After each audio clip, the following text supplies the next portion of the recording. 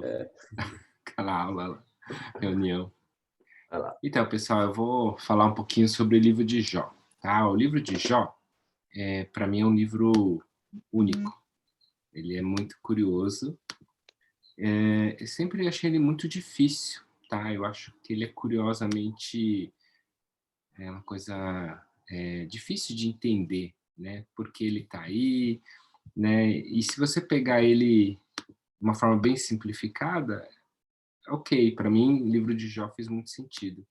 Mas se a gente for estudar ele a fundo, ele é muito rico, né. Então acho que a primeira coisa que eu acho que eu queria trabalhar o livro de Jó é um livro único, né, por vários motivos. É o livro que tem um nome mais curto, duvido vocês acharem um nome menor que Jó, J-O, com acento, da Bíblia. Então acho que ele é o livro que tem um nome mais curtinho, assim. Mas ele é difícil porque ele tem a prosa, tem uma narrativa, e aí a gente passa uma tentação de só estudar a narrativa, né, ou a gente parte para entender a poesia.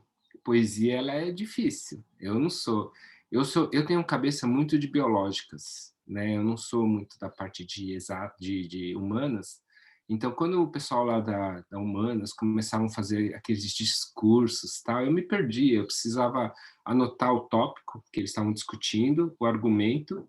Aí eu ia mais ou menos assim, né, pensava: "Olha, a hipótese é essa, os argumentos são esses, a gente vê se é significativo e o melhor para a gente é igual pesquisar remédio, né, você põe um grupo que trata com remédio, um grupo que não trata com remédio, e aí vê se melhorou e se isso é significativo, essa mudança, né, esse número de diferenças é diferente, aí você entende a hipótese diagnóstica.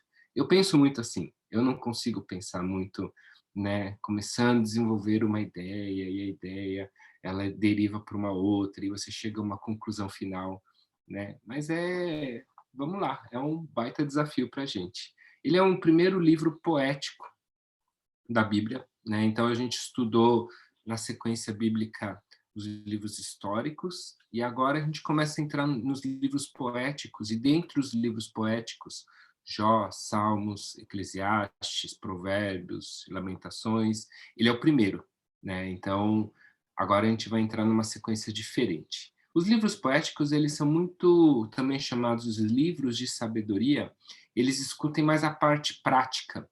Os livros da lei, eles são bem teóricos, eles trazem leis, princípios, né? Aqui a gente tem a parte prática, a parte filosófica da vida.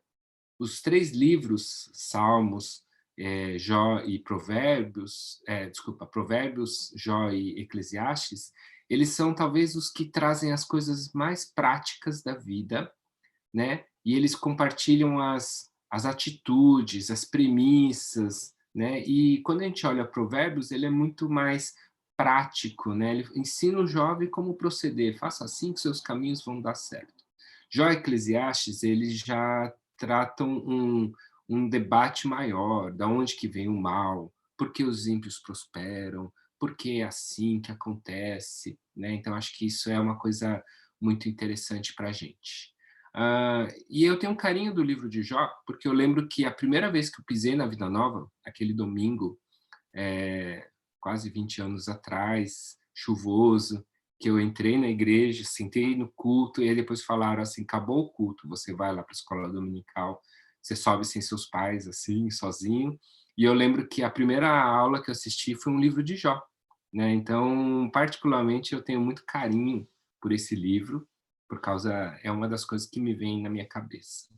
E, e é um nome, Jó, né? É um nome que meu pai escolheu para ele, né?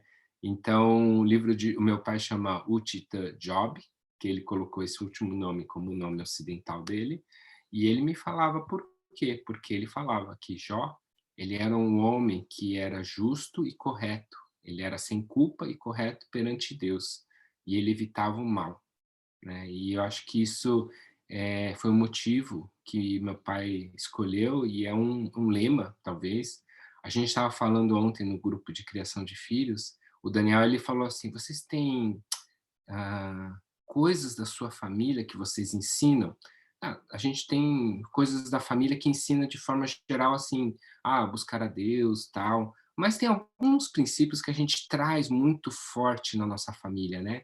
Então, por exemplo, uma coisa que o Daniel colocou: eu ensino meus filhos, que aprendi, isso foi muito forte para mim, me traz muitas memórias afetivas, que eu não posso deixar não posso desperdiçar.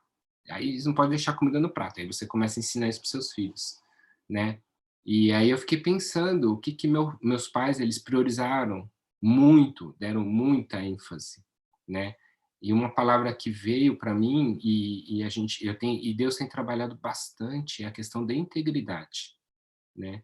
Não importa as dificuldades, tal, mas é que ser íntegro, ser sem culpa, ser reto perante Deus. E isso me lembra Jó, basicamente por causa do epílogo do livro de Jó. E é um sinal que essa semana eu estava lá examinando uns pacientes, lá na UTI Neo, e eu fui examinar a filho da Késia e o filho da Keren, e eles apareceram nessa semana. E se vocês pegarem e é curioso porque Jó, o livro de Jó cita o nome das meninas que nasceram depois de toda essa aprovação, elas se chamam Jemima, Késia e Keren, né? E aí eu falei, nossa, apareceu o livro de Jó de novo na minha evolução médica, assim. Então foram muitas coisas que me chamam atenção. Mas assim, o que eu queria colocar, que além do livro esses são dos motivos pessoais que o livro de Jó são únicos, é único para mim, né? Então a gente fala assim, o livro de Jó traz muita memória afetiva para gente, cada um, porque às vezes Jó ele pega um ponto do sofrimento. E aí, quando você lê Jó, é muito comum você se relacionar no livro de Jó a um momento da sua vida, né? Um momento de sofrimento, um momento de dificuldade, um momento de busca a Deus. E aí a gente olha aquele trecho, né? É muito afetivo para a gente, isso é bom. Mas o que a gente não pode esquecer que o livro de Jó ele tem um contexto e e é um livro grande de trabalhar vários assuntos. Então é só para a gente não colocar a memória afetiva como uma única lembrança do livro de Jó. E por que eu estou trazendo isso? Porque o livro de Jó ele é único, ele tem coisas que a gente não sabe. Então a primeira coisa que a gente não sabe é o quê? A gente não sabe o autor. Quem escreveu Jó? Se a gente for procurar, né, primeiro que o livro não cita ninguém. Então a gente já começa tendo uma dificuldade muito grande. Mas a gente pega, puxa, quem na época o estilo literário do livro, ele remete a quem, né? O que que ele trabalhou? Quem que você poderia pensar que escreveu? E aí a gente começa a pensar assim, Moisés, talvez, só que ele fala muito discurso, sabedoria, Salomão, talvez, mas de fato, a gente vai pensar, pensar e não vamos saber quem escreveu Jó. E qual época? Porque os Jó são personagens que a gente não consegue inserir nos outros trechos da Bíblia, exceto o Novo Testamento, que cita o livro de Jó, mas se você não tem, Jó foi lá, mandou um presente para Abraão, Jó foi lá e abençoou a vida de sei lá quem, não tem uma correlação, a gente não sabe a época.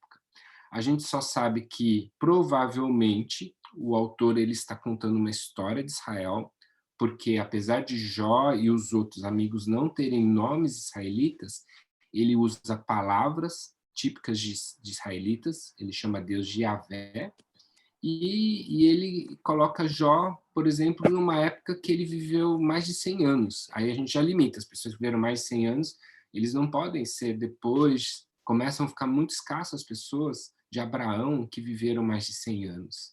E Jó não viveu 700 anos, então provavelmente ele não era antes da época de Noé. Então a gente começa a delimitar esse período próximo da época de Abraão ou dos patriarcas, né? Porque as suas riquezas elas também eram avaliadas em cabeças de gado, né? Não tinha uma coisa monetária. E o Jó era o sacerdote da sua família, ou seja, o Jó ia lá fazer os sacrifícios pelos pecados do filho, fazia com que os filhos se chegassem na presença de Deus. Então ele não havia um papel do sacerdote como depois de Moisés aí da lei, né? E o tema do livro é a justiça de Deus diante do sofrimento humano, ou seja, a pergunta do por que o justo sofre. E aí a gente tem algumas coisas que são muito curiosas, que para mim, se você perguntasse qual que era o tema do livro de Jó, e aí eu sempre me deparava em dois trechos, que é o início e o fim, que é a parte narrativa, que é mais fácil. Aí eu pensava assim, mas não é muito estranho, né? Deus chega e começa a conversar com Satanás, e aí eles parece que propõem uma aposta, um duelo, né? E quando você chega no fim do livro de Jó, fala assim, e o resultado do duelo? O que aconteceu aqui? Não, não tem resultado desse duelo, né? Ele não volta nessa cena. E outra pergunta, a coisa mais engraçada do livro de Jó é, Deus, por que o justo sofre? Aí quando você chega no fim do livro de Jó, esse é o spoiler, né? A Aleluia já deu. Não responde a pergunta de Jó, né? Aí você fala assim, eita, ficou sem resposta, né? Mas aí, acho que tudo isso faz com que o livro de Jó seja um livro único, né? E aí tem uma pergunta que o Isaac estava provocando, eu não sei a resposta. Será que Jó existiu? Né? Porque do jeito que Jó é colocado, né, parece tipo um personagem narrativo, uma prosa, é tudo muito perfeito, né?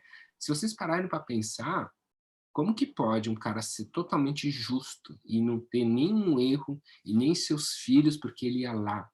É muito difícil achar uma pessoa assim. Mas é o que está colocado no início do livro. Outra coisa, será que existiria uma pessoa como Jó e ele não blasfemaria a Deus depois de tanto sofrimento? Né? Uma pergunta. E aí a gente pode eventualmente entender que o livro de Jó foi uma história, uma parábola contada sabiamente para mostrar um princípio que não tira nenhuma importância. Mas a gente tem descritos a Jó em várias outros povos, uma história muito parecida com o livro de Jó. Aí você podia pensar, puxa, foi um conto que foi contado tantas vezes que chegou a outros povos, ou realmente tem alguma relação que Jó existiu? Não sabemos, não há uma resposta certa para isso. Mas quando a gente divide o livro de Jó, a gente tem uma parte narrativa, o prólogo, que é os 2 primeiros capítulos, aí depois a gente começa uma parte poética, que se estende do 3 ao 42, ou até no meio do 42. E depois, que são os diálogos, a gente vai trabalhar a justiça retributiva, falar do caráter de Deus, e depois no final Deus responde, e aí o epílogo é quando a conclusão do livro de Jó, que volta a ser uma parte narrativa. Então, se vocês pensarem, é, é muito pobre se a gente pensar, estudar o livro de Jó, estudando os 2 primeiros capítulos e metade do último capítulo, né? Então a gente não pode estudar o livro de Jó como prosa. Mas isso a gente já tem a gente tem bastante entendimento, a gente tem vários estudos sobre isso, a pregação foi legal. Então eu vou me ater menos ao prólogo e epílogo, a parte da prosa, e eu vou tentar ler a parte da poesia. E isso que eu vou trabalhar com vocês hoje. Que Deus nos ajude. Mas precisamos do prólogo, da prosa, para entender a poesia. Então eu vou pedir algum voluntário para ler a historinha?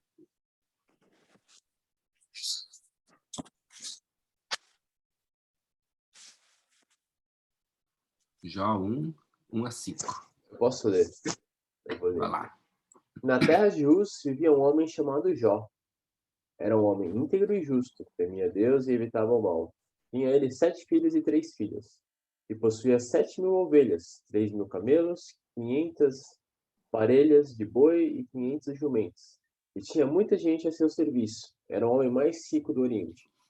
Seus filhos costumavam dar banquetes em casa, um de cada vez, e convidavam suas 3 irmãs para comerem e beberem com eles. Terminado um período de banquetes, Jó mandava chamá-los e fazia com que se purificassem. De madrugada, ele oferecia um holocausto em favor a cada um deles, pois pensavam: talvez os meus filhos tenham lá no íntimo pecado e amaldiçoado a Deus. Essa era a prática constante de Jó. Aqui o importante era mostrar quem era Jó, e acho que a frase mais importante é entender que Jó era íntegro e justo, ou seja, isso é demonstrado nas suas atitudes, no versículo 5. E o importante é também lembrar o quanto Jó tinha para Deus mostrar tudo que foi tirado. Isso também vai ser trabalhado mais para frente, né? Mas a historinha é bem legal. Eu vou pedir, será, Lucas está aí? Você lê para a gente, Lucas? Que aí a gente chegou lá no céu agora. E essa é uma parte que não tem em muitos lugares da Bíblia, né? O céu. No salão celestial. Certo dia, os anjos vieram apresentar-se ao Senhor, e Satanás também veio com eles. O Senhor disse a Satanás: De onde você veio? Satanás respondeu ao Senhor: De perambular pela terra e andar por ela. Disse então o Senhor a Satanás: Reparou em meu servo Jó? Não há ninguém na terra como ele, irrepreensível, íntegro, homem que teme a Deus e evita o mal. Será que Jó não tem razões para temer a Deus? Respondeu Satanás. Acaso não puseste uma cerca em volta dele, da família dele e de tudo que ele possui? Tu mesmo tens abençoado tudo o que ele faz, de modo que todos os seus rebanhos estão espalhados por toda a terra. Mas estende a tua mão e fere tudo o que ele tem, e com certeza ele te amaldiçoará na sua face. O Senhor disse a Satanás: Pois bem, tudo o que ele possui está nas suas mãos, apenas não encoste um dedo nele.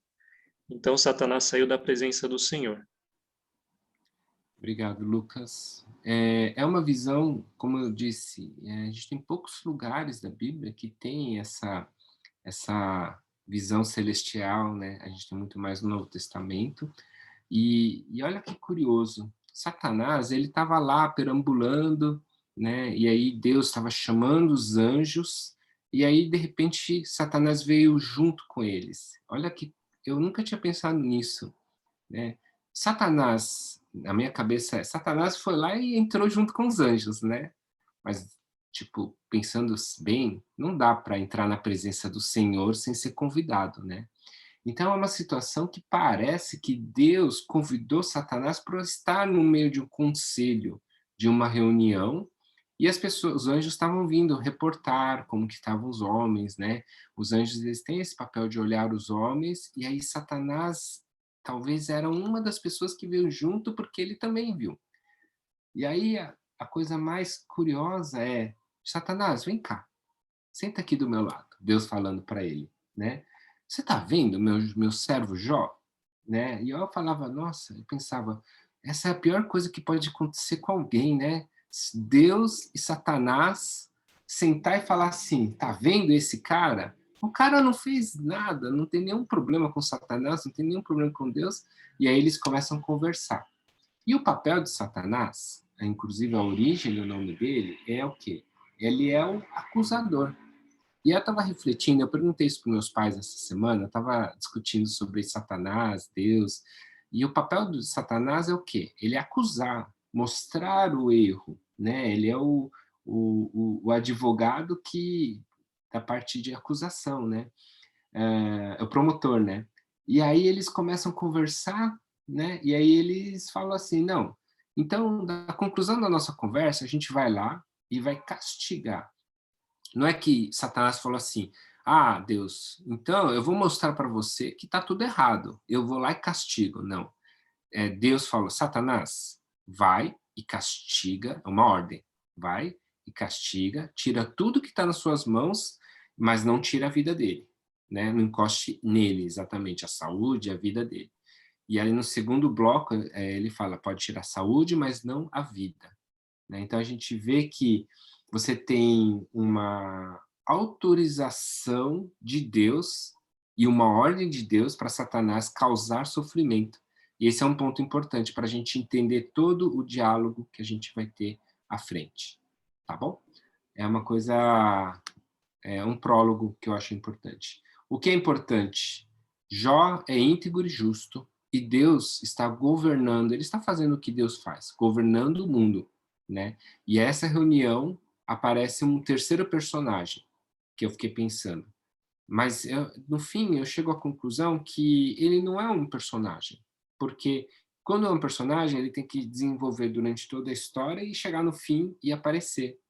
mas no fim aqui a gente tem que Satanás talvez não seja um personagem importante, mas ele é um coadjuvante. Ele não vai ganhar o Oscar de melhor ator, ele vai ganhar o Oscar de melhor coadjuvante, se fosse um filme, porque ele está fazendo um papel que Deus mandou, né? Ele não é um personagem que gerou ações próprias para a trama, né? Tanto que no fim não conclui. Por quê? Eu imaginava chegar no fim do livro de Jó e falar assim, Deus falando assim, Satanás, está vendo? Ó, viu que eu estava certo? Aí Satanás responde para Deus, tá bom, Deus, você venceu. Eu só queria ver se dava certo e não deu certo, né?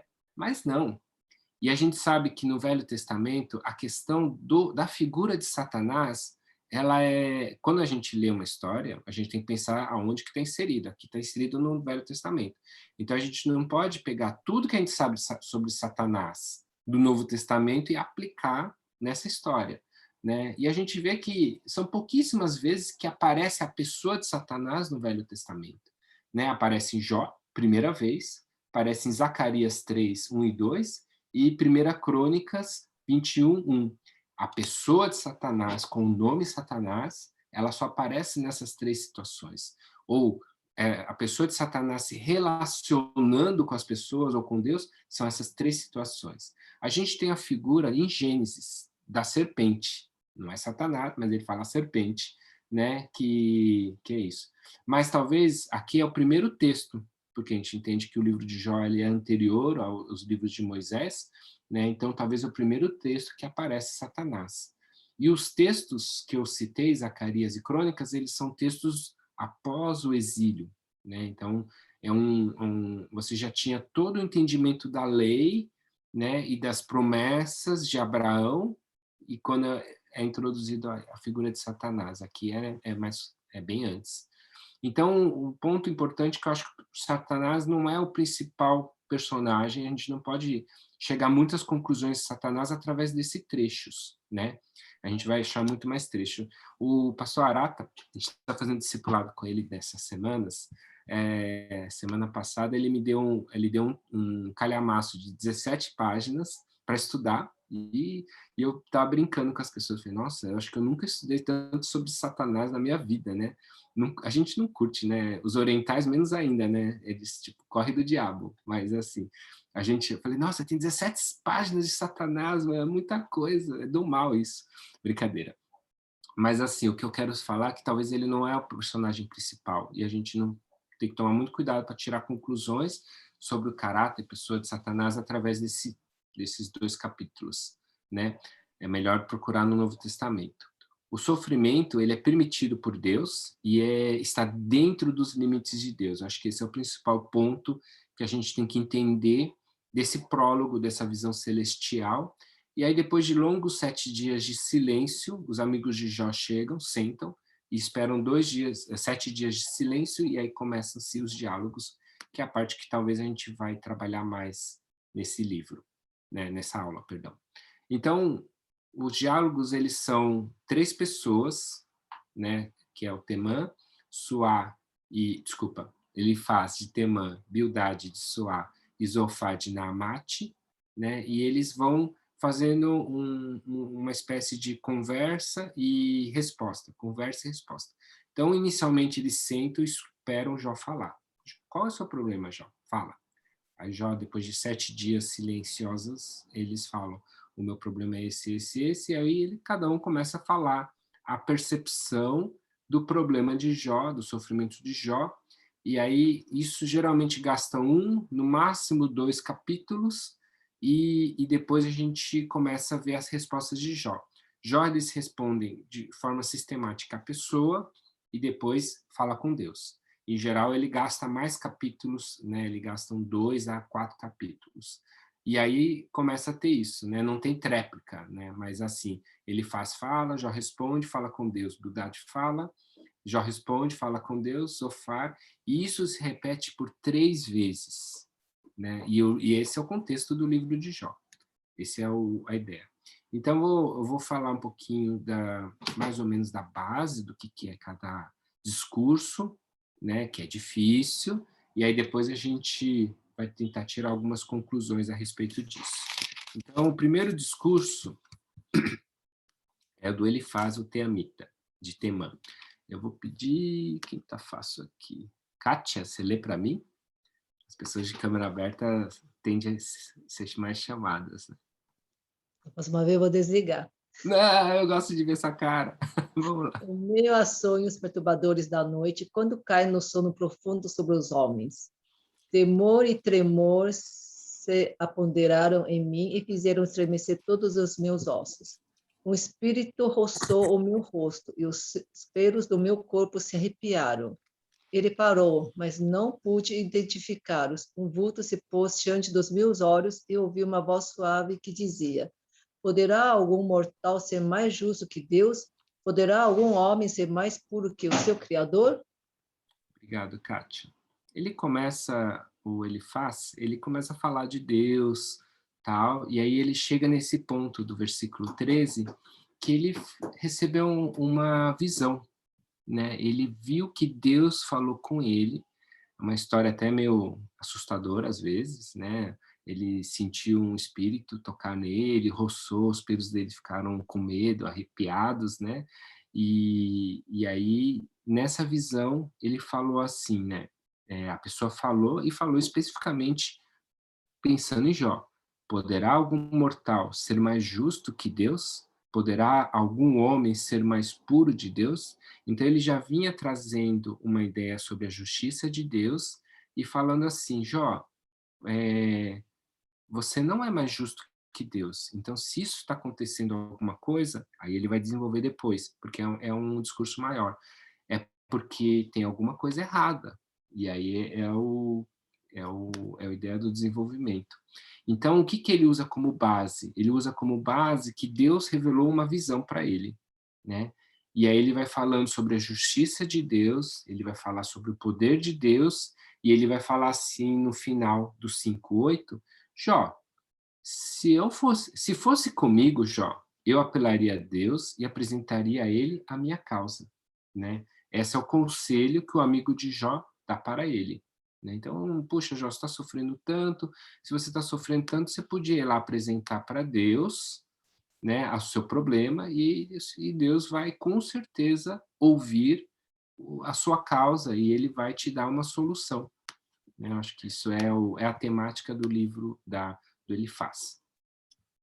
Aí Jó responde assim, eu vou pedir para Lili, você lê para a gente o que Jó responde, tá fácil? Se não puder, não tem problema. Desculpa, Tauê, eu estou cozinhando. Estou escutando aqui. Quer que eu chame? Eu vou chamar a Dé. Dé, você está cozinhando? Tá, obrigada. Acho que não. Imagina. Dé, você lê para a gente? O que Jó responde?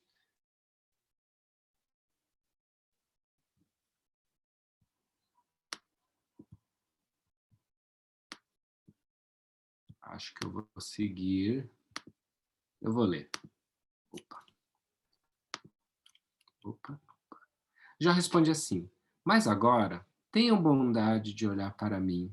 Será que eu mentiria na frente de vocês? Reconsidere a questão, não sejam injustos. Tornem a analisá-la, pois a minha integridade está em jogo. Há alguma iniquidade em meus lábios? Será que a minha boca não consegue distinguir a maldade? Né? Jó responde de uma forma bem clara e alta, assim, eu não sou injusto, eu não fiz nada errado. E a gente tem vários aspectos que colaboram a isso, porque quando a gente olha no início do livro de Jó, ele fala, o próprio Deus comenta que Jó não tinha feito nada errado, né? E o Jó, ele tinha esse testemunho, né? A primeira frase fala que Jó era um homem reto, e assim segue. E aí depois ele fala para Deus, assim, eu acho que isso é um grande ensino que a gente tem a respeito da... Quando a gente está mal, né? A gente abrir o coração, como a Lerui colocou, perante Deus. Né? Jó, ele fala assim, 4:7. Quando eu me deito, fico pensando, quanto tempo vai demorar para eu levantar? Ele não consegue dormir, né? Quem passa momentos difíceis, fica estressado, sabe que é isso. Dá uma baita insônia. A noite se arrasta, eu fico me virando na cama até amanhecer. Ele fala assim: meu corpo está coberto de vermes e cascas de ferida. Minha pele está rachada e vertendo pus. É a situação do que o Jó está passando. A saúde dele está deteriorada, né? Ele está com a pele toda zoada. E aí ele fala: meus dias correm depressa do que a lançadeira do tecelão, e chegam ao fim sem nenhuma esperança. Lembra-te, ó Deus, que a minha vida não passa de um sopro, e meus olhos jamais tornarão a ver a felicidade. Então, ele coloca para Deus o seu coração, ele abre o seu coração. Ele não tem mais esperança em nada. Ele fala assim: eu estou aqui esperando que a vida passe e eu morra, porque aí eu terei um alívio, né? E isso também ele começa lá no começo, nas primeiras palavras, né? E aí que ele fala: eu estou esperando a morte, né? Eu não tenho mais vontade de viver. Então, ele abre o seu coração. Mas a gente precisa entender um pouco mais o que é esse argumento que o Elifaz traz, né? E a gente chama isso de justiça retributiva, né? Ou pode dar outros nomes, né? Mas a justiça de Deus. Que eles entendem que a gente tem duas premissas grandes. Deus, é isso que Elifaz fala, Deus é justo, Deus não comete erros, Deus não vai fazer injustiça, ele vai avaliar tudo que você faz e ele vai te dar de acordo. E ele pode dar de acordo com o que você faz, porque Deus está no comando do universo, né? Então, ele tem a ferramenta e o caráter. Então, ele pode, né, retribuir as coisas de acordo com o que você faz. Então, ele faz pergunta para ele mesmo, e isso vai valer para todos os três amigos. Como posso explicar o sofrimento de Jó? Né? Porque se Deus é justo, né, não vai fazer uma injustiça com Jó, se ele não fez nada errado.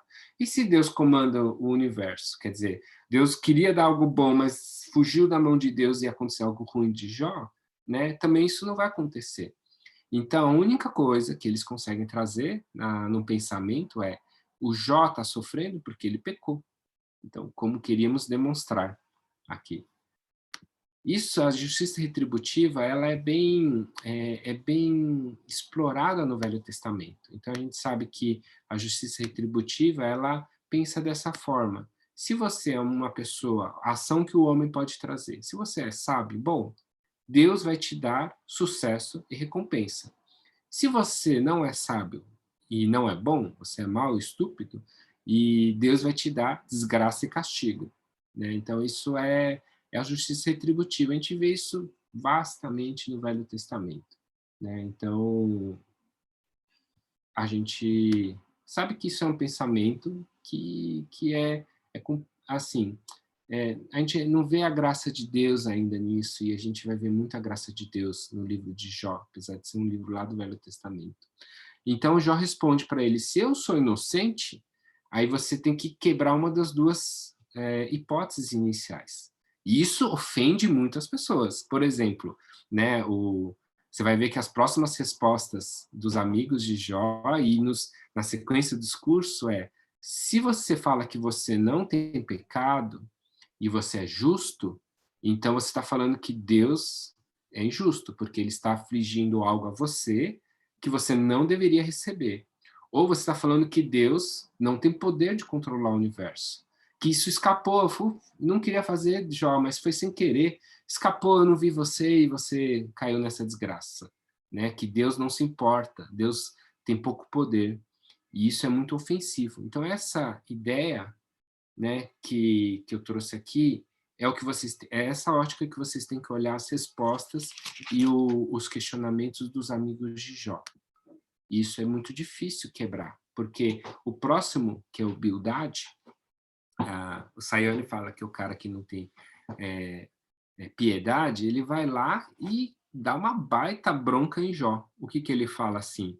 Até quando, Jó, você vai continuar falando desse modo? Você é um tagarela, você está sendo... você não respeita Deus. você é um cara que fala palavras vazias, né? Essas palavras são um grande vendaval. E aí ele coloca aqui, no versículo 4 do capítulo 8. Quando os seus filhos pecaram contra ele, ele os castigou pelo mal que fizeram. Está falando dos filhos dos homens, e Deus castigou quando eles fazem o mal. Mas se você procurar a Deus e implorar junto ao Todo-Poderoso, se você for íntegro e puro, ele se levantará agora mesmo e em seu favor o restabelecerá no lugar que por justiça cabe a você. O seu começo parecerá modesto, mas o seu futuro será de grande prosperidade. Pergunte às gerações anteriores, veja o que seus pais aprenderam, e assim ele vai seguindo o discurso dele.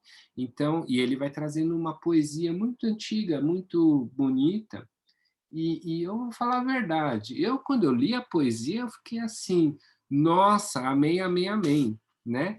Parece... É muito verdade, né, o que ele fala, assim, né? Mas aí são pequenas coisinhas que estão fora do contexto. A palavra bonita e elaborada, ela pode se tornar a palavra mal. Porque Jó responde assim, bem sei que isso é verdade. Como pode um mortal ser justo diante de Deus? Como eu posso, por exemplo, falar que eu sou mais justo que Deus? Eu não quero quebrar aquela premissa que Deus é justo, né? E no 5, embora inocente, eu seria incapaz de responder a Deus. Mas eu poderia, apenas implorar a misericórdia ao meu juiz. Aí Jó traz um elemento novo, que é a misericórdia de Deus, que vai se reverter numa graça de Deus. Mesmo que se eu chamasse e ele me respondesse, não creio que me daria ouvidos. Ele me esmagaria como uma tempestade e sem motivo multiplicaria minhas feridas. E aí no 20. Mas, mesmo sendo eu inocente, aí Jó coloca uma afinetada, minha boca me condenaria. Se eu fosse íntegro, eu me declararia culpado. Ele fala assim, eu entendo a maravilha de Deus, eu entendo tudo que Deus é, mas eu sou justo, né? E, de repente, ele fala assim, olha, se Deus, sem motivo, multiplicaria minhas feridas, aí ele começa a afinetar os amigos. Será que Deus é injusto? Ele faz essa sugestão, né? Mas ele falou assim, eu entendo tanto a vontade de Deus, mesmo se Deus for injusto, eu aceito a condenação dele. Mas eu quero entender o porquê. Esse é o grande ponto do livro de Jó. Eu entendo que Deus é justo, ele pode até ser um pouco injusto comigo, mas eu quero entender o porquê ele está sendo injusto comigo, né? Por que tudo isso está acontecendo? E aí Jó ele começa a falar com Deus. E eu acho que é a coisa mais maravilhosa, né? Tudo que ele leva, Jó responde ao amigo, mas ele começa a abrir seu coração diante de Deus. E ele fala assim, direi a Deus, não me condenes, revela-me que tem acusações contra mim. Tens prazer de me oprimir e em rejeitar a obra de minhas mãos, enquanto sorri para o plano dos ímpios? No 7. Embora saibas que não sou culpado, ninguém pode livrar-me das tuas mãos. E 21. E antes que eu vá para o lugar que não há retorno, para a terra das sombras e densas trevas. Jó, ele saiu daquela parte que abriu seu coração e ficou triste, e começa a falar assim, Deus, eu preciso de uma resposta. Eu sou justo. Eu entendo que eu não vou fugir do seu castigo, mas eu preciso entender uma resposta. Eu preciso que o Senhor fale para mim, né?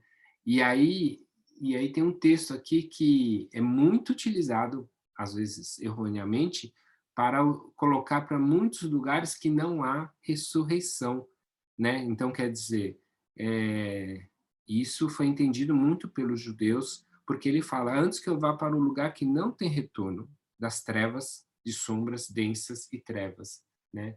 Aqui a gente não pode usar como uma teologia, né, para falar que não tem ressurreição, e muitas pessoas acabam utilizando.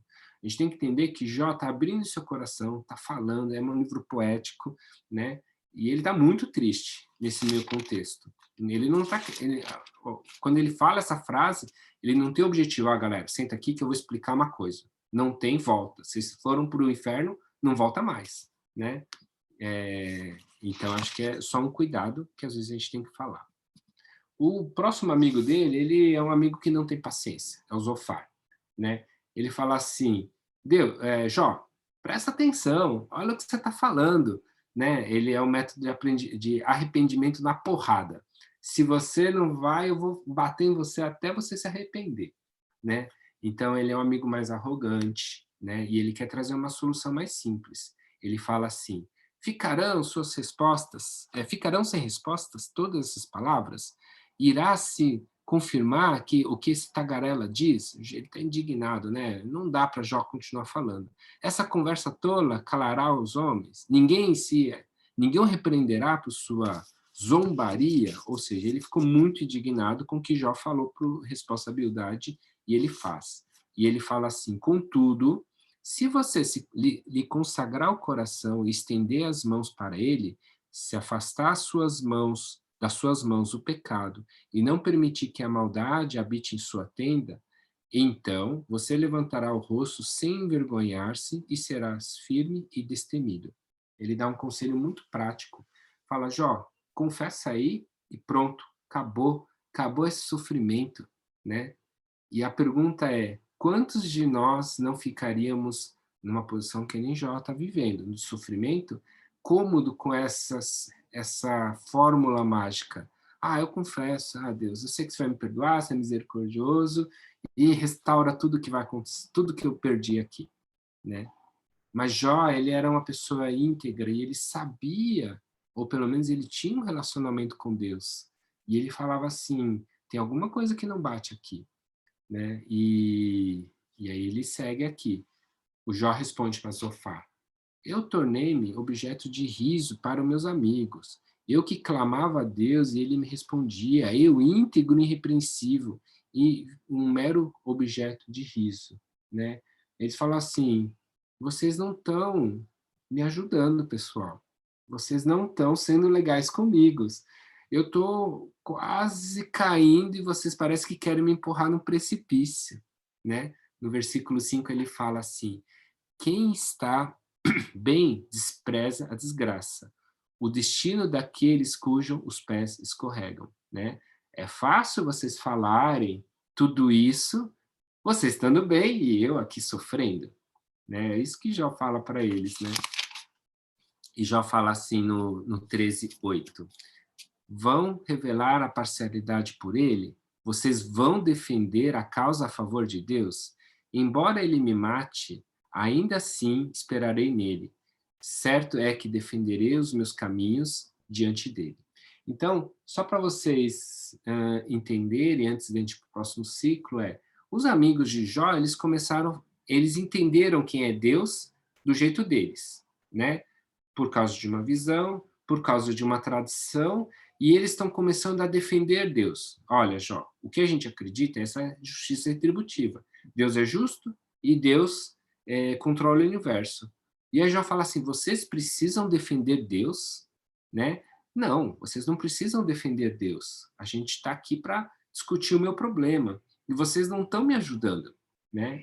E aí a gente vê que o próximo ciclo de conversas, eles repetem muito, de uma forma mais intensa, menos educada, mais agressiva, esses três princípios, a sua visão, a sua tradição, e resolve logo esse problema aí. E o terceiro ciclo também, e tanto que o terceiro ciclo, o Zofar, ele já nem fala mais, né? E aí aparece um quarto personagem que vai falar mais à frente. Mas assim, o que eu pensei nesses 3 ciclos de conversa que duram bastante? Eu acho que é uma coisa bem bonita de algumas aplicações, assim, né? Os amigos de Jó, eles tiveram coisas assim que a gente pode aprender. Por exemplo, o costume dizia que ninguém podia falar até Jó se apresentar a sua causa, né? E aí eles vieram e sofreram junto com Jó, né? Eu tenho uma visão na minha cabeça, assim, quando eles chegaram, olharam para Jó, sabe aquela coisa que você não consegue esconder a sua não de você não estar à vontade com seu melhor amigo, porque ele devia estar muito ruim, muito magro, muito zoado de pele, mas eles foram lá e sentaram e ficaram junto com eles, com Jó, né? Eles não saíram correndo. Então, provavelmente eram alguns bons amigos. Infelizmente, amigos que causaram muita dor para o Jó, mas bons amigos. A métrica, a gente está falando de poesia, tá, pessoal? Então, o que eu acho? Quando você pensa em poesia, o tamanho dos textos, isso importa, né? E aí a gente percebe uma coisa muito curiosa. O quê? Que o Consolador fala pouco. De nada. Rafa, vou apertar no meio da aula. Olha aqui. Rafa, vai lá, vou apertar no meio da aula. Ai, que da hora. E aí, o que acontece? Desculpa. A métrica importa. Por quê? O Consolador, ele fala pouco em relação ao que Jó responde. Geralmente é menos. Então, o Consolador fala um capítulo e a resposta de Jó é de 2 a 4 capítulos, né? Ele começa o discurso maior no primeiro, mas, em geral, são um capítulo que ele fala. E Jó, quando responde de 2 a 4 capítulos. E isso começou a me chamar a atenção em algumas coisas, né? Será que quando a gente vai consolar alguém, o que a gente pode fazer? Então, eu pensei, a primeira coisa é o quê? É deixar a pessoa falar antes, né? Acho que isso é importante. Eu já fiz conselhamentos assim, cheguei e já dei a resposta, mas o cara não falou o seu problema, né? Então, tá errado. Eu acho que esse é um primeiro ponto que a gente tem que pensar. Então, o segundo ponto é na mesma linha. Fale menos as pessoas que estão para consolar e escute mais. Esse é um princípio básico. O terceiro é o quê? O ponto que eu acho que foi maravilhoso, que os amigos de Jó, os conselhos, quando eles falavam alguma coisa, o Jó respondia, bravo, se defendendo, mas o próximo passo era Jó falar a Deus. Quer dizer, apesar dos conselhos dos amigos não terem sido bons, o resultado foi que Jó se voltou a Deus. E eu acho que isso são coisas positivas que a gente tem que pensar, né? Será que quando a gente aconselha alguém, a pessoa volta-se a Deus, né? Abre seu coração a Deus? Esse seria o papel do Consolador, né? O grande problema é que o Consolador, às vezes, tem que eles acham que é os amigos de Jó, e muitas vezes eu e as pessoas que estão querendo consolar alguém, que eles vão ter que trazer a resposta. Se nem Deus deu a resposta, quem somos nós para trazer a resposta, né? Então, esse é um ponto importante. Negativo, né? Acho que o aconselhamento deles, dos 3 amigos, nunca escutaram o que Jó tinha de falar. Apesar deles fisicamente ouvirem o que Jó fala e ainda brigarem com Jó, né? Que é o próximo ponto, eles agrediam Jó, forçavam Jó a reconhecer seu erro. Não é por aí que a gente vai aconselhar e amenizar a dor de alguém. E aí eu me lembro muito, aí eu comecei a pensar muito em situações da minha vida, né, para compartilhar. E eu lembro muito a ideia do Zofar, né, do amigo que quase bateu no Jó e mandou ele calar a boca, mas é uma situação, vamos entender, é um contexto muito pessoal meu. Eu lembro de um acampamento que eu tinha um conselheiro, né? Não vou falar o nome porque muitos de vocês conhecem. E aí, esse conselheiro sentou do meu lado e falou assim, Davi, é o primeiro acampamento lá da Santa Fé, né? Bem antigo, assim. Davi, Deus está falando no seu coração que você vai ter que se entregar a Deus e você vai lá na frente. Aí eu falei assim, mas eu tenho uma vergonha, eu era adolescente, eu morro de vergonha de ir lá na frente e tal. E o cara o pastor apelou 3 dias, e o cara ficou 3 dias no meu pé falando assim, você vai lá na frente, você vai se consagrar, você vai sei lá o quê. E eu lembro que eu fiquei com uma raiva desse meu conselheiro, eu gosto dele até hoje, mas, deu uma raiva que, a verdade é que dos meus 13 aos 20 anos de idade, eu nunca consegui ir lá na frente no apelo de um pastor, por causa disso, né? Então, o aconselhamento à força, reconhecer a força, isso não funciona, tá? Um aconselhamento que você tem que escutar, tal. Esse foi o primeiro aprendizado que eu pensei para mim, né? E queria compartilhar com vocês, né? Segundo ponto é assim, você basear seu conselho em quê? Ele baseou numa visão que Deus deu para ele. O Bildad, na tradição dele. E no Zofar, o que ele entendia o que é certo, né? E aí eu lembro de uma situação, até fiquei bem tocado essas semanas que eu estava pensando, aconteceu uns 5 anos atrás, assim, tem um amigo meu de infância que a gente estava trocando uma ideia no telefone, a gente estava conversando, ele estava falando das dificuldades de seguir a Deus.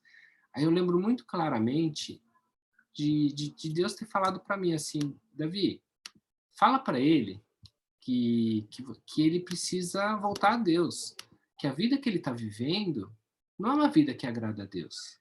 Nossa, aí eu fiquei assim, cheio de coragem, e falei, meu amigo, cara, tem uma revelação de Deus. Eu lembrei muito do Elifaz nesse momento. Ó, Deus me falou que você não pode viver nessa vida zoada, tal, e não tinha nada de errado, porque ele estava zoado, ele estava buscando as coisas do mundo. Cara, vamos sair dessas coisas do mundo, tal, né? Porque essa vida que você está levando, você sabe que não leva a nada. Deus não gosta disso. Aí eu falei um monte, aí ele falou assim, cara, eu vou te falar uma coisa. Você nem sabe o que está passando na minha vida. E você vem me dar uma bronca dessas. Aí eu, nossa, caí para trás e falei assim, nossa, eu fiz uma mega burrada, eu acho que é o aconselhamento. E foi mesmo porque depois disso a gente ficou um tempão sem se falar. Você que parou de ir na igreja, né? Então, acho que o aconselhamento tem que tomar muito cuidado, assim, né? O que Jó falou? Jó falou assim, vou tirar da frente. Depois que o Senhor disse essas palavras a Jó, não, desculpa, que Deus falou sobre os 3 amigos dele. Depois que o Senhor disse essas palavras a Jó, disse também ao Elifaz de Temã, estou indignado com você e com seus 2 amigos, pois vocês não falaram o que era certo a meu respeito, como fez o meu servo Jó. Né? E aí eu pensei assim, nossa, às vezes a gente faz algumas atitudes e tem convicções, que sejam elas por revelação, por tradição, né? E às vezes a gente não conhece o Deus de verdade, né? E quando a gente está aconselhando de alguém, tem que tomar muito cuidado com essas convicções, o que você acredita, qual é a sua tradição, porque às vezes você pode fazer algo que não é aprovado por Deus. No fim, Jó, eles levaram o sacrifício, fizeram, como falaram assim, a gente fez coisa errada, a gente reconhece, e Jó teve de orar pelos 3 amigos para restaurar eles, né? Então, essas 3 coisas eu acho que é importante. E agora muitas pessoas estão aconselhando as outras pessoas, né? A gente sabe que a gente está na rede de cuidados, estão ligando, então, às vezes, alguns desafios que a gente pode colocar para a gente é o quê? Quando você for dar um conselho, é muito importante ouvir a voz, ouvir a pessoa, antes de você falar. Ouça, ouça, ouça. Pensa nisso, ele tem que falar 4, eu preciso aconselhar 1, né? Que seja essa proporção que vocês pensam, né? Não ensine o que Deus ainda não ensinou, né? Eu acho que isso é muito importante. E segundo, é o quê? Quando a gente aconselhar, a gente tem que aconselhar com amor, tá? Esse é o principal ponto, tá bom? Acho que esses são os 3 aprendizados que eu tive para minha vida. E aí o Jó, ele segue para um próximo discurso, né? Que é o discurso ele faz uma análise da vida dele, antes de entrar o Eliú. Ele fala assim, né? Como eu tenho saudade dos meses que passaram, dos dias que Deus cuidavam de mim. Aí ele fala no Jó 29, ele fala o quê? Ele começa a fazer uma análise de como que era a vida dele.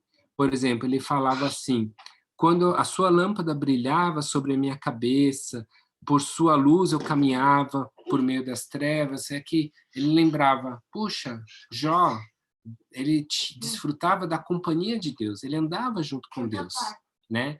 Aí depois ele fala no 8 que ele era honrado entre os homens notáveis. Eles falam assim, que quando ele andava, os jovens saíam do meu caminho, os idosos ficavam de pé, as pessoas escutavam ele, né?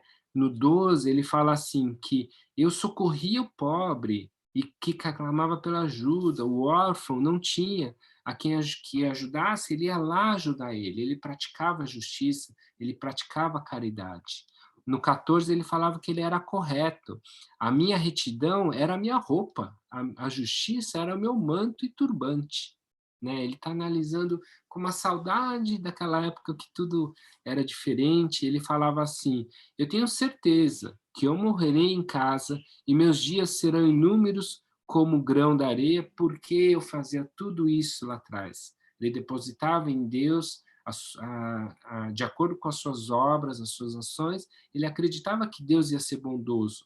Ele acreditava que Deus, a força que ele tinha vinha de Deus. A minha glória se renovará a mim e novo será o meu arco. Quer dizer, o arco ele tem que estar tensionado para ir à guerra. Então, a coisa que Deus tensionou o arco dele por ser novo, Deus estava dando a força para ele. O que ele falava, os outros nada diziam, né? As palavras caíam suavemente aos seus ouvidos, né? As pessoas escutavam o que ele falava. E no 25 ele fala assim, que instalava um rei, ele era como um rei no meio das tropas, ele trazia consolo aos que choravam, né? Então ele analisou, olha, eu estou com saudade dessa época, mas o que aconteceu no 30? Aí ele fala assim no 30, no 19 e 20, ele fala assim: lança-me na lama e sou reduzido ao pó, à cinza, clamo a ti, ó Deus, mas não me respondes. Fico em pé, mas apenas olhas para mim. Quer dizer, Deus me abandonou, Deus me largou, não tenho mais a companhia de Deus. E também as pessoas, né? Eles me detestam e se mantêm distância de mim, né? Então ele fala assim: antes as pessoas escutavam, agora as pessoas me evitam, né? O arco dele se afrouxou, né? A corda do meu arco se afrouxou, Deus fala. Deus afrouxou, ele não tem mais a força, né? No 26 ele fala assim: quando eu esperava o bem, veio o mal. Quando eu procurava a luz, vieram as trevas. Ou seja, a justiça que ele esperava, né? E ele depositava a sua esperança, ela não aconteceu. Pelo contrário, aconteceu o contrário. E agora ele não tem mais forças para consolar outras pessoas. A minha harpa está afinada para cantos fúnebres e a minha flauta para o som do pranto. Quer dizer, Jó ele para, depois desses 3 discursos, desses 3 ciclos de discursos dos 3 amigos, e aí ele fala, depois de 8 conversas, ele fala assim: olha, minha vida era assim e minha vida chegou assim. Isso é uma análise bem justa, né? Bem racional de que está acontecendo. É um momento que a gente tem que parar muitas vezes na vida e pensar. E, em geral, as nossas vidas é o contrário. Você olha invertida essa tabela. Eu não tinha nada disso e Deus me trouxe tudo isso, né? Mas quando a gente está em sofrimento, a gente tem essa sensação, essa visão da perda. E aí, quando ele fala, o Eliú, que é é um quarto personagem, ele chega, desculpa. E aí Jó, complementando o discurso dele, ele fala assim no capítulo 31, que eu não fiz nada de errado, né? Eu evitei o adultério, né? Então, quer dizer, se o meu coração ele foi seduzido por mulher, ou eu fiquei à espreita, né, junto à porta do outro, ele fala que ele também ele não fez a injustiça. Eu não atendi os desejos do pobre. Se em algum momento eu não atendi os desejos do pobre, ou fadiguei os olhos da viúva, né? Ele fala que ele também não cobiçou as outras coisas, as coisas dos outros, né? Se por acaso eu pus no ouro a minha confiança e disse ao ouro puro, você é minha garantia, né? Ele não baseou sua esperança na riqueza, ou se sem querer se a desgraça do meu inimigo me alegrou, ele teve um ódio grande, ele fez uma análise assim: puxa, Deus, você me tirou tudo isso, mas eu não cometi nenhum pecado. Não fiz adultério, injustiça, cobiça e ódio, né? E aí Jó, ele termina esse capítulo no finalzinho de uma forma muito bonita, que ele fala assim: ah, se alguém me ouvisse, agora assino a minha defesa, que o Todo-Poderoso me responda, que o acusador faça a acusação por escrito. Jó, ele coloca assim: ah, Deus, pensei em tudo isso, né? E eu queria que alguém viesse me mediar, eu queria que alguém viesse me socorrer, porque eu preciso de um mediador, eu preciso de alguém para trazer a minha culpa, trazer a minha defesa perante Deus, porque eu entendi que eu não sou uma pessoa que eu possa fazer isso, porque eu sou injusto, porque eu sou, perante Deus eu sou nada, mas se eu tivesse uma pessoa que pudesse me defender, né, eu gostaria muito, né? E é uma figura muito bonita essa, né? Porque talvez uma figura embrionária do Salvador, de Jesus Cristo, né? Ah, se eu tivesse um mediador, né? Eu acho que isso é uma coisa bem legal, assim. E aí chega o discurso de Eliú. Depois de ele fazer essa análise, né? O Eliú é um jovem, né? Que não estava relacionado no livro, mas provavelmente ele estava escutando, porque ele faz menção às coisas que aconteceu, e ele, por uma questão de educação, ele fala assim, cara, eu sou jovem, né? Então eu vou falar depois, eu deixei vocês falarem. Mas o que vocês falaram me deixou muito indignado, né? Então, eu vou falar agora, né? É coisa de jovem, né? Ainda bem que eu já não sou mais jovem. E aí ele começa falando assim, Jó, Deus é maior do que todos os homens. Essa é uma premissa. Então, você não pode falar, né, que os seus argumentos eles são importantes diante de Deus. Aí Jó já tinha colocado, não, puxa, eu preciso de alguém para me mediar porque eu entendo isso. Aí ele continua, Deus se revela através dos sonhos. Ele fala, Deus se revela através de sonhos, de visões. Ele se revela, mas Deus também se revela através do sofrimento, né? Ele fala assim, por dentro eu estou como vinho arrolhado, como odres novos prestes a romper. Ou seja, na pressão, às vezes Deus pode falar para você, né? Deus pode te ensinar muito na pressão. Esse cara é brilhante. Ainda bem que a gente tem os jovens da nossa igreja. E aí ele fala que opa, eu pus o 23, mas não é o 23, aqui a gente está no 33. Desculpa. Ele fala assim, ó, o homem pode ser castigado no leito da dor e com seus ossos em constante agonia, né? Quer dizer, Deus, o Eliú está falando, vocês podem sofrer, Deus pode fazer você sofrer. E ele fala assim, havendo, porém, um anjo ao seu lado, como mediador dentre mil, que diga ao homem o que é certo a seu respeito. E Deus também pode te dar um intercessor, um mediador, um anjo, né? E a gente tem que entender que na tradição judaica existem muitos anjos que eles fazem coisas para Deus, assim. Eu operei um rabino e ele estava me contando a história do Rafael, o anjo Rafael, né? Que é o anjo que traz a cura.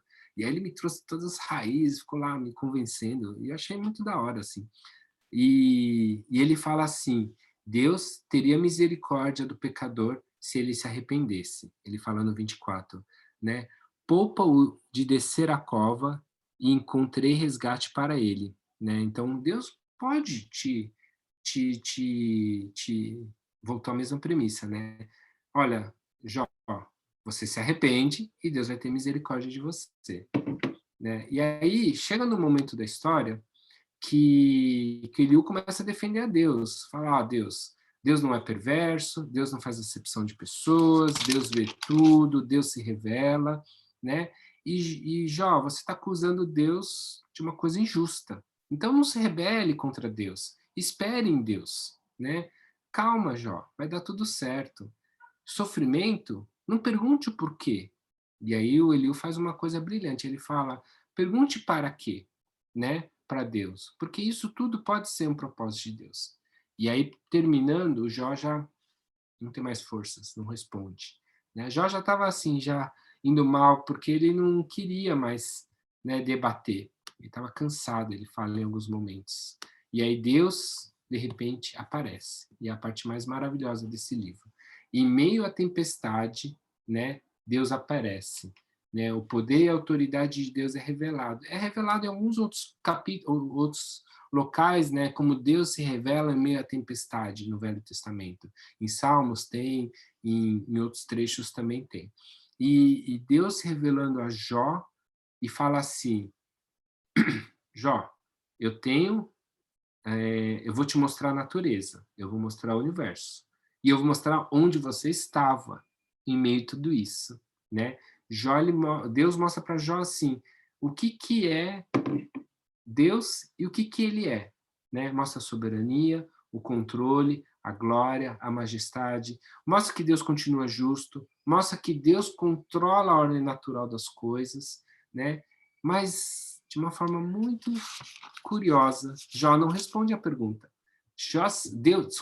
Deus sequer menciona a pergunta que Jó tanto clamou várias vezes para ele.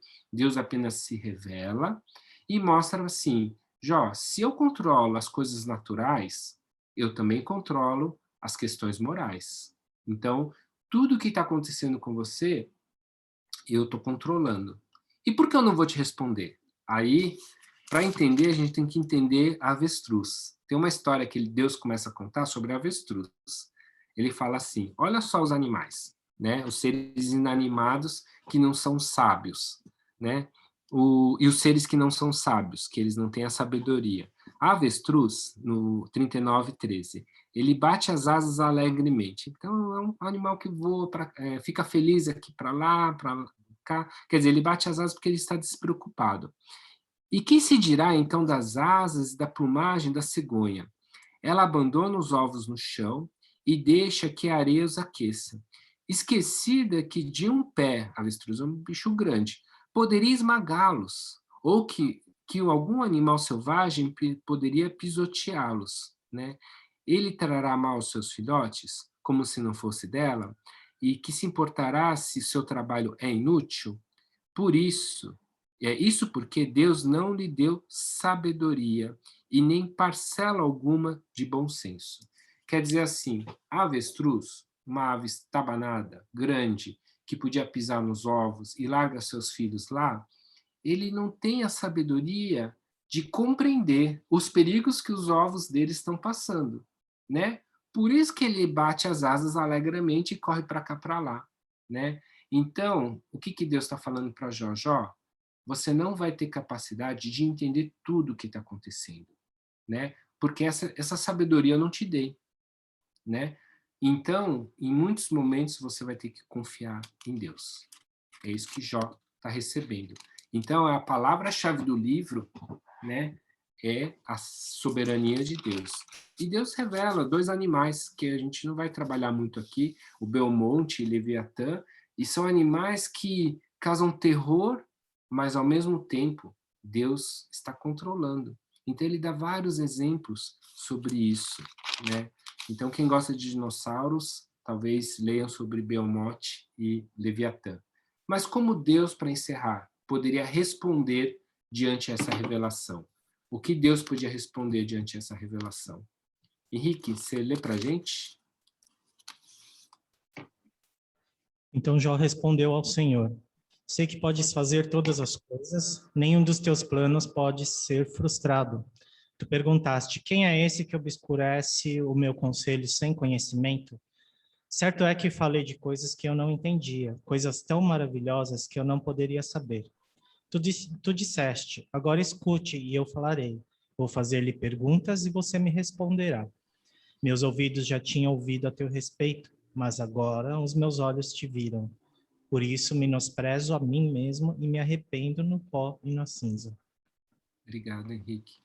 Então, o Jó tem uma resposta linda perante Deus, uma resposta que compreende a soberania de Deus sobre todas as coisas, principalmente sobre as coisas que ele não entende, mas ele não deixa de maravilhar-se, ele não deixa de adorar a Deus. E eu acho que quando você entende a soberania de Deus, você volta a adorar a Deus. E com certeza esse livro poderia ter terminado aqui, né? Mas a gente tem um pequeno epílogo lá atrás que fala que as fortunas foram restauradas e restauradas em dobro.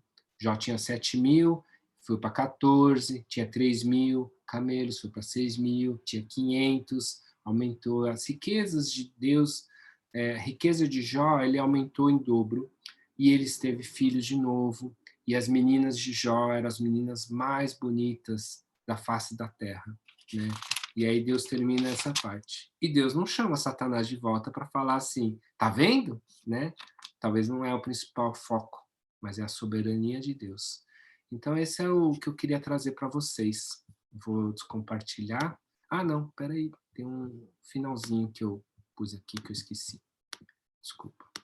Então, talvez o desafio do livro de Jó, isso de uma forma mais geral, né, é lembrar que no sofrimento, às vezes não vale a pena a gente buscar o porquê.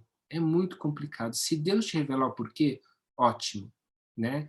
Mas se Deus não te deu o entendimento do porquê, aí a gente continua seguindo a Deus, né? E a pergunta que a gente pode fazer é: será que eu conheço a Deus o suficiente? Esse é o ponto que a gente tem que estar sempre questionando, tá? Então, acho que essa é a aplicação do livro de Jó. Eu acho que quando a gente lê Jó, a gente só pode falar assim: Deus, cara, não te conheço, eu preciso te conhecer mais, tá bom? Vou descompartilhar a tela. Alguém tem alguma dúvida? Alguém tem algum comentário, algum complemento? Fiquem à vontade. Dúvidas nem sempre eu vou poder responder todas, apesar de ter estudado bastante. A gente tem uma tendência, né, de querer trazer teologia sistemática para explicar, né, essas coisas. E não é assim, né? A nossa cabeça é muito cartesiana, né? Assim, quer ter resposta para tudo, né? E eu vou só bater um pouquinho no Wayne Gruden, que a postura dele é essa, né? Mas também é assim, ele é teólogo sistemático, ele não é pastoral, né? Então, mas é assim, ele é bem, tem resposta para tudo, né? E vamos embora, é assim, né? E é basicamente o que fez o Bildad, né? Que é o segundo amigo de Jó, né? Então, sim, muitas vezes a teologia sistemática, ela não está aqui para dar uma resposta a todas as questões da nossa vida, mas o que eu acho que vale, e isso a gente não vai jogar fora, ela é sim uma direção para sim a gente tomar muitas decisões, né? Então, para a gente entender o que é certo e errado, né? Então, acho que é importante. E lembrar que aqui os amigos de Jó, eles eram extremamente cultos, né? Eles entendiam muito de Deus. Então, quando a gente lê os textos dele, a gente fala assim, uau, ele sabe mais de Deus do que eu, com certeza, né? E isso, o que Jó está falando? Não é não estude, mas é assim, talvez o que você precisa ter esse relacionamento com Deus é importante para trazer todo esse estudo para que a gente tenha uma compreensão maior. E mesmo tudo isso, muitas coisas nessa terra ficarão sem respostas, né? Então, acho que é a temática, porque a nossa sabedoria nunca vai ser acima, esse foi um aprendizado que eu tenho desse livro, a nossa sabedoria nunca será acima da soberania de Deus, porque Deus obscurece nosso entendimento nessa terra, né? Ou, melhor, não precisa nem obscurecer, porque obscurecer parece que a gente tinha e perdeu. Na verdade, Deus não nos deu esse entendimento nessa terra para compreender todas as coisas. Eu acho que isso é importante a gente ter em mente. Alguém mais quer comentar? Obrigado, Henrique. Só para falar parabéns, Tauê, nossa, aprendi tanto com você hoje e pela primeira vez a gente tem uma análise mais racional e não só falar, sofrimento e é só essa ótica, né? Mas ver a lógica por trás desse discurso todo e como nós, na rede de cuidados, vamos ter que aprender a não ser os 3 amigos dele fase e fazer só a primeira fase, sentar e chorar junto. Exato. É isso que me tocou, viu, Susan, de verdade. O livro de Jó me toca nisso. Na rede de cuidados, eu não queria repetir os mesmos erros que eu fiz no meu passado e muito menos os mesmos erros dos amigos de Jó, né? Então, acho que sim, a gente só senta, chora, busca Deus junto e ora um pelo outro. Acho que é isso que a gente tem que estar. E E amém. Se todos que a gente consolar buscarem a Deus e verem a Deus, né?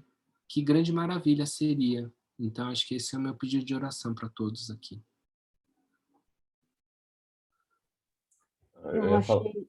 Tá, Mas pode pode falar, falar, Lili, Isaac. pode falar. Não, eu ia falar besteira só. Então, Tá, Lili, então disfarça. deixa eu terminar aqui antes de Jó, então vamos lá. Eu achei bem interessante porque foi um processo, né? Então, essa parte, assim, houve o silêncio, mas houve o processo para vir a cura, né? Assim, de Jó, falando assim, emocionalmente. Então, eu acho bem bacana essa parte de deixar questionar. E faz parte da gente perguntar os porquês, sabe? Porque, assim, a gente aprendia que, não, deixa, fica quieto, não fala nada, Deus vai... Acho que meu marido se engasgou aqui. E que vai passar, tá tudo bem, não fala disso, confia em Deus e não fala a respeito, né? Eu acho que essa parte dos amigos falarem, Jó poder argumentar. Eu vou terminar rapidinho. Então, é isso que eu queria falar, que achei bem bacana. Obrigado, Lili. Vai lá desengasgar alguém, pelo amor de Deus. não, eu só ia falar que eu vou levar para minha vida que eu preciso ser igual um avestruz, né?